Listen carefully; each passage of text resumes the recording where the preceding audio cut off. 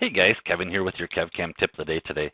So today I want to cover is if I'm running a server, where can I save, what settings do I need to save out onto the server so we're all pulling from the same database. So if you have coworkers that are pulling from the same database, or let's say yourself, you have a computer up in your office and you have a computer down on the shop floor, you guys want to be pulling from that same database there. So first place to start off with is under the user directory is going to be these three right here. This is going to be for additional files, this is for your thread milling, and this is for your iMachine database. So you're all going to be pulling from the same databases. Next one I would say is very important is the post processor, to make sure you guys are using all the same post processors. We run into the event where one coworker is using an older rev of that post processor, so definitely save that out on the server as well. And by doing on the server too, you guys can also save these settings out onto the cloud, OneDrive, Dropbox, and all that stuff. So and some of you guys have the machine simulation, so here's another great one that should be saved out on the server as well. Templates, if we go down a few, templates are going to be one that's going to be kind of hit or miss for you guys.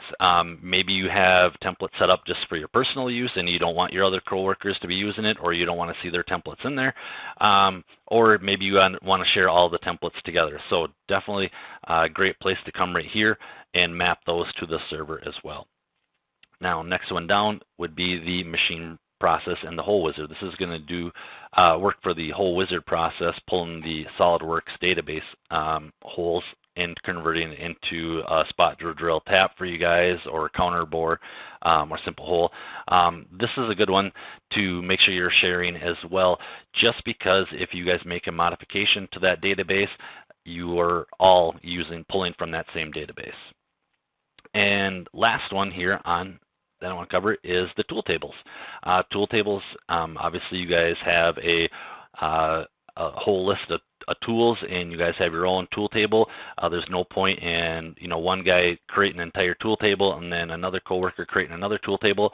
Throw that on the server, both of these right here, and that will get saved out, and that way all of you guys are pulling from that same tool database as well. So those are the main settings that I wanted to show you guys that should be saved out on the server. And all you guys have to do is just create a folder on your server, wherever you want, label it as SolidCAM settings, and just copy everything that was here over onto the server, and then just remap it to that server address. So just want to kind of show you guys that for the tip of the day today, and any questions, let us know, and we will talk to you tomorrow for the KevCAM tip of the day. Thanks guys, have a great night.